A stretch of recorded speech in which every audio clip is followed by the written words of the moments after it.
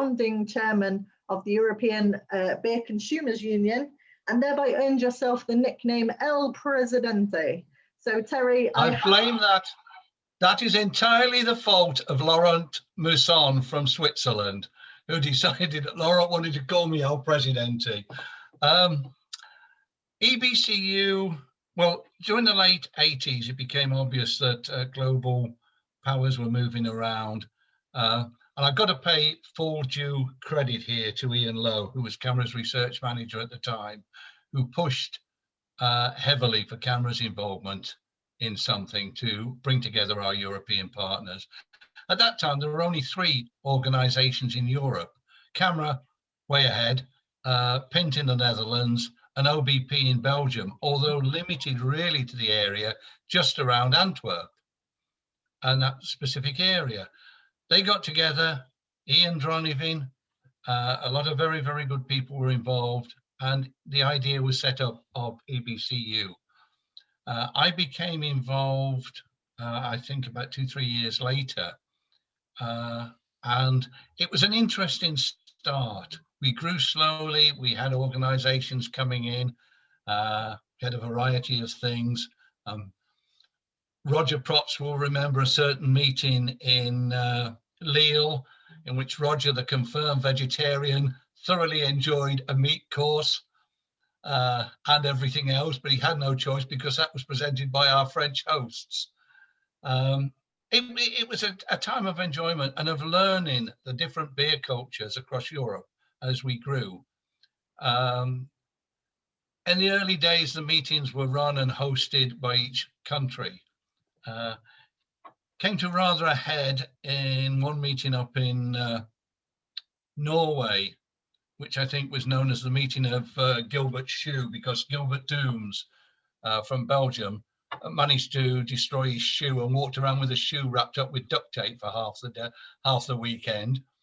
But we held a meeting there. It was obvious that we had to do something a lot more formal with the structure. And the realization was that we needed to put it onto a more structured basis. And I was pleased, I think it was 98 or 99, the memory gets very fuzzy, but it was in the Britain's Protection in Manchester that I was proudly elected chairman. I had 2 excellent vice chairs, Laurent Mousson and I've forgotten who else it was at the time. I think Gilbert was there as well at the time in the early days. And we tried to get EBCU onto a more structured basis. And then we were growing, we got an interest from other countries.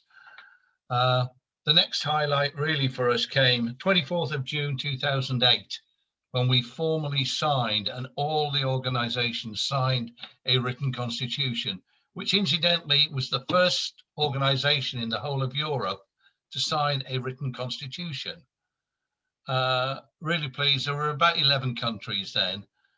Today, I think there's about 18 groups involved, because it's changed now in that you've got full members and associate members from countries. So for instance, Spain, who nobody would ever have thought of Spain as a great beer country. Now Spain has a huge beer culture, and they've got a full membership and an associate membership. Probably about, I think about 1,400 members from Spain, and they've done it. But this was Europe. This was Europe.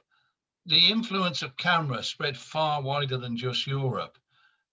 In the early days, there were a lot of CAMRA enthusiasts in Canada, Australia, a few in New Zealand, and of course, the impetus and the incentives that were given into America. But we didn't want them to become CAMRA Canada, CAMRA Australia, CAMRA the USA. We wanted them to be organizations of their own right and their own country structure.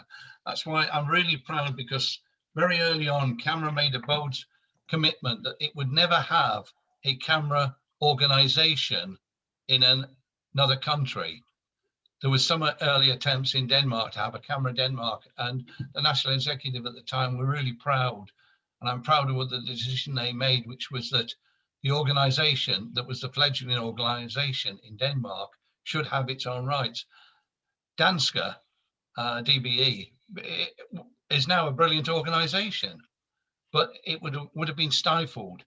CAMRA members, by all means, you join worldwide, but within a country, you recognise that the country has its own right, and that's something. But the importance of EBCU has been the relationship it gave us with the Brewers of Europe, with the commissions in the European Union. CAMRA realised very early on that CAMRA could not go and lobby by itself. It needed to be a collective voice. We had the duty rates coming forward from Europe. We had the various controls. We had the concerns about what we'd learned being passed over as guidance to other organisations, but at the same time appreciating that cask beer was a unique British product, but that each country out there had its own unique beer styles. Now, I've been delighted, I've been entertained from Helsinki and up beyond Helsinki to drink in a local proud Finnish product. And if anybody's ever drunk satay, they know what I mean if you're drinking it. It's very, very unique and special. But I've drunk it. We've been over in Poland, in Czechoslovakia, Austria, Italy, and the Italian scene, the way the Italians have took as a way of life, brewing almost. And they also enthused because they brought beer and food together. And I've seen brewers there who've taken the original grain that's going to be used in the brewing process and use that to mature as a coating for a cheese, and then take the final lees at the end of the brewing process and use that for another coating for a cheese. And they have just this joy of life and a joy. And what's happened, I know as well, is that there's this exchange, the cultural exchange between brewers in Europe and brewers here, where they come and they spend time together. Thornbridge, I have to say, I think was one of the prime exponents of doing this, where somebody would come over and would brew a beer, and they brewed beers with exactly the same ingredients in Italy and in Derbyshire, but they brewed totally different products. EBCU gave that chance to CAMRA to gain a good, strong voice in Europe. And it's something that I don't think we can afford to lose, because I think our brewers let's forget Brexit. Brexit's happened. Our brewers, if they want to have a market in Europe, are going to face incredible challenges. We see it every day in the paper, the problems that they face. We see the problems that people over in Northern Ireland face with getting materials backwards and forwards.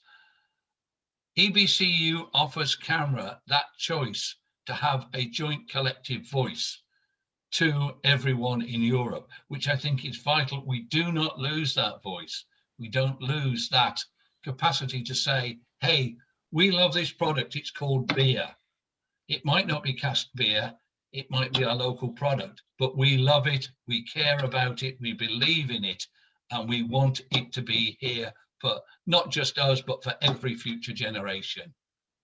Absolutely, wise words, Terry. And once again, someone that I didn't have to say another word to once I'd set you going. Fantastic. I'll put you in a private room with Colin Valentine, and you two can. Colin and myself have natters every fortnight on the Aberdeen chat room. I can only imagine. Does it take 2 weeks? No, not really. I'll say before you ask me, by the way, that I'm afraid I'm not drinking a cask beer.